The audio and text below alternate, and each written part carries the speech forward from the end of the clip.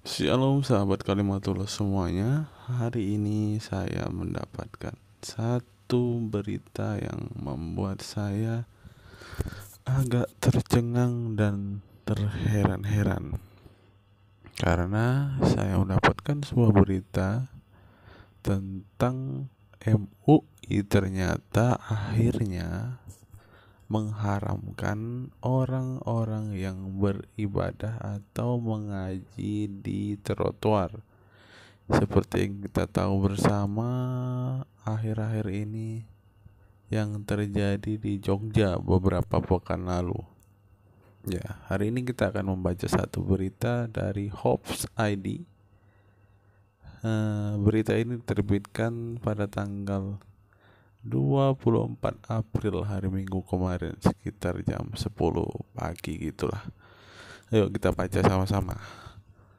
Fatwa haram untuk orang mengaji di trotoar diterbitkan MUI Banten. Ini alasannya. Ayo kita simak teman-teman, kira-kira mengapa MUI sampai mengeluarkan peraturan ini atau fatwa ini. Mari kita simak. Belakangan ini ramai masyarakat mengkampanyekan dan melakukan aksi membaca Al-Quran di mana saja termasuk di trotoar. Selain beberapa aktivis di Malioboro, Yogyakarta, Gubernur Anies Baswedan bersama Basnas juga menyerukan aksi serupa. Nah, ini yang saya maksud tadi teman-teman, bahwa beberapa pekan lalu ada banyak orang yang sedang melakukan kegiatan membaca Al-Quran di sepanjang jalan Malioboro, Yogyakarta.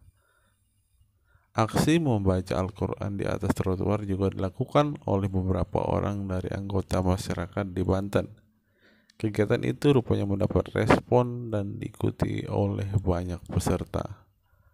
Hal itu membuat Majelis Ulama Indonesia Provinsi Banten akhirnya mengeluarkan fatwa terkait kegiatan mengaji atau membaca Al-Quran di atas trotoar. MUI Banten mengeluarkan fatwa haram bagi yang mengaji di trotoar. Wow, ada yang haram lagi nih. MUI Provinsi Banten dalam fatwa yang dikeluarkan oleh Komisi Fatwa MUI Banten dengan fatwa nomor 2 tahun 2022 menyatakan bahwa mengaji di atas trotoar adalah haram hukumnya. Ayo, siapa yang mengaji di trotoar nih? Jangan ngaji di trotoar lagi ya. Haram loh, haram. Semua haram. Salah satu alasan ulama MUI Provinsi Banten menyatakan mengaji di atas trotoar adalah haram, hukumnya adalah mengganggu pengguna jalan kaki yang dapat menyebabkan kecelakaan. Setuju, Pak. Karena ketika saudara-saudara kita ini membaca Al-Quran, itu menghalangi transportasi yang pertama. Dan ketika ada orang yang berseberangan, mereka terhalang. Kalau ada kendaraan yang melaju kencang, bisa-bisa orang yang menyeberang itu ya ditabrak motor atau ditabrak mobil gitu. Wah, ini alasan pertama teman-teman, mengapa MUI Banten mengeluarkan fatwa seperti ini. Karena yang pertama, ketika kita membaca atau mengaji di pinggir jalan secara beramai-ramai, itu menghalangi transportasi dan dapat menyebabkan kecelakaan. Mari kita lanjutkan membaca. Fatwa setebal 8 halaman tersebut ditandatangani oleh Ketua Komisi Fatwa MUI Banten Kai Haji Imaduddin Utsman, Sekretaris Komisi Fatwa MUI Banten Kai Irsyad Al-Faruq, juga oleh Ketua Umum MUI Banten Kai Haji Tubagus Hamdi Ma'ani dan Sekretaris Umumnya Endang Siful Anwar. Inilah beberapa alasan mengapa fatwa haram untuk orang mengaji di trotoar ini diterbitkan oleh MUI Banten. Mari kita lihat beberapa alasannya.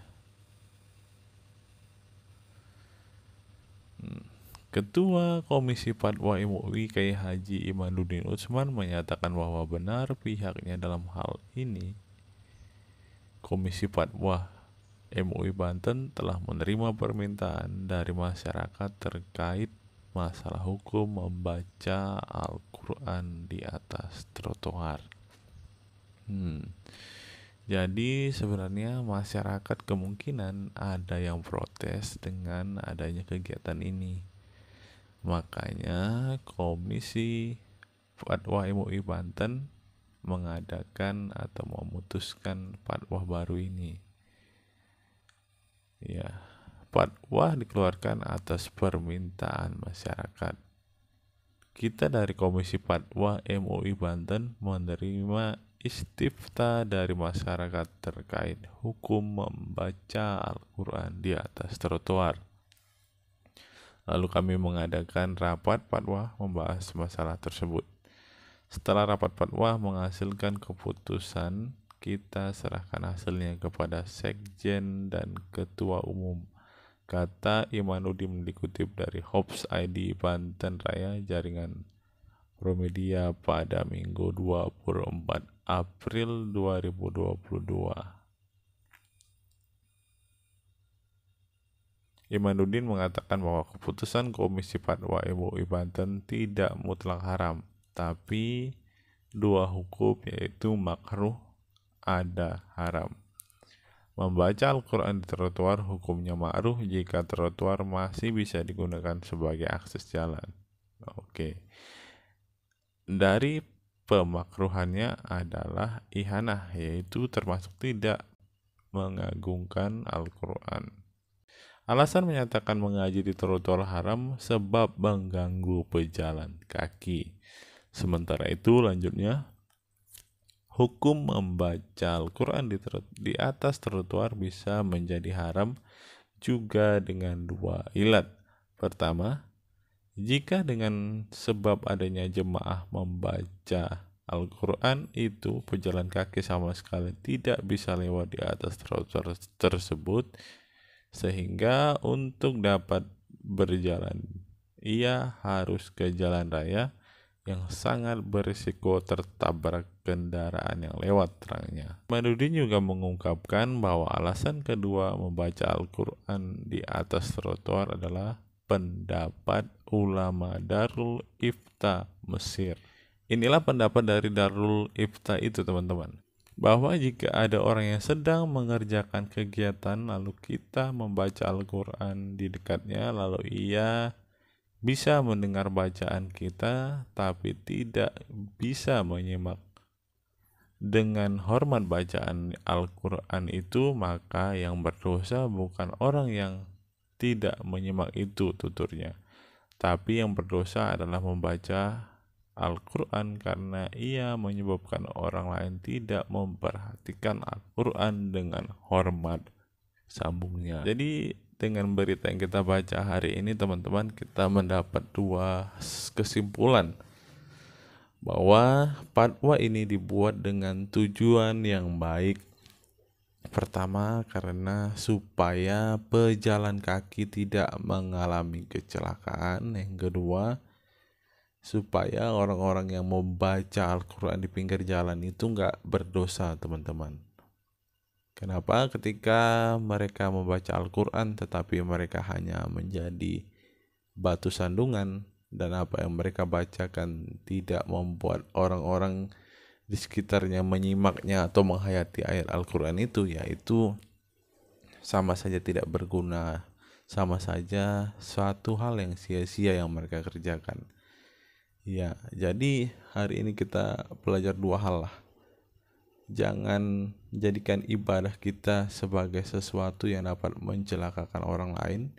Yang kedua, jangan kita menjadi orang yang sepertinya rohani di depan orang lain, tetapi nyatanya apa yang kita buat itu menjadi batu sandungan buat orang lain.